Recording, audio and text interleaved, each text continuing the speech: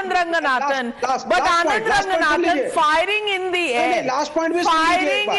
air, is that fair? Number one. And number two, they are saying RSS को funding मिल जाएगी. अरे FCRA से RSS की funding चल रही है. Is that what they are trying to say? And FCRA में tighten हो जाएंगे norms, तो NGOs खत्म हो जाएंगे, but RSS will prosper. Connection, I didn't understand. Can you?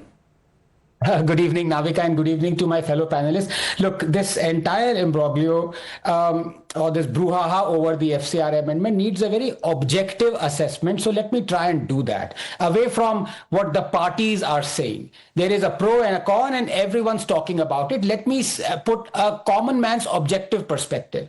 The amendment has been brought in because of logical concerns about national security and misuse of money, illegal money pouring in, and changing not just the demography. But now, listen, please, Navika, aise nahi chalega. You know, I'll stop. No. I just started for 10 seconds. All this nonsense of being, हम anti-national हैं. हम anti-national हैं. यहाँ NGOs जो socialist चलाते हैं वो anti-national हैं. Vivek Srivastava, allow him to make his point. I will give you time to counter. Calm down. Okay. इतना तो माओ भी नहीं डरता था. And you are not anti-national. You love your nation, China. Now please be quiet and give me a couple of minutes. Look. You love your nation, Israel. कहाँ पर है? Okay. Vivek, please don't do this. Thank you. Okay. I challenge you, and I am hopeful that you will like logic and rationale, even though it's very difficult for you to accept it. Now, this is a good bill. I support it. At the same time, I believe genuinely that it needs tweaking. Why do I say that? Because when the government cancels their FCRA license, indeed, the NGO can approach the court, first of all, which is fine, which is good in a just democratic society.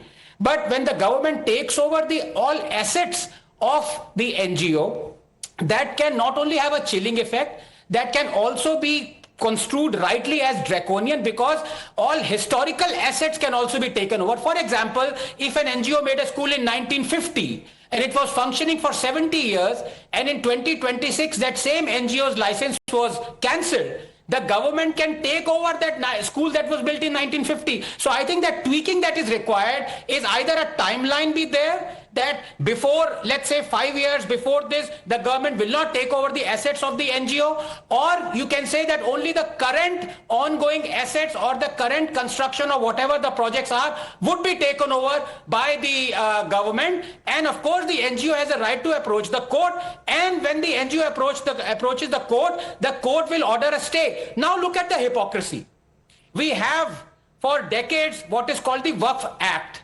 The Waqf Act, through its functioning, has usurped 20 lakh acres of land in the last 10 years. You know what the Waqf Act is? The Waqf Act has a Waqf Tribunal. उसमें जो यहाँ लोग बैठे हुए हैं, उनको कोई problem नहीं है कि Waqf Tribunal कहता है कि ये लैंड जो है ये वक्फ को बिलोंग करता है.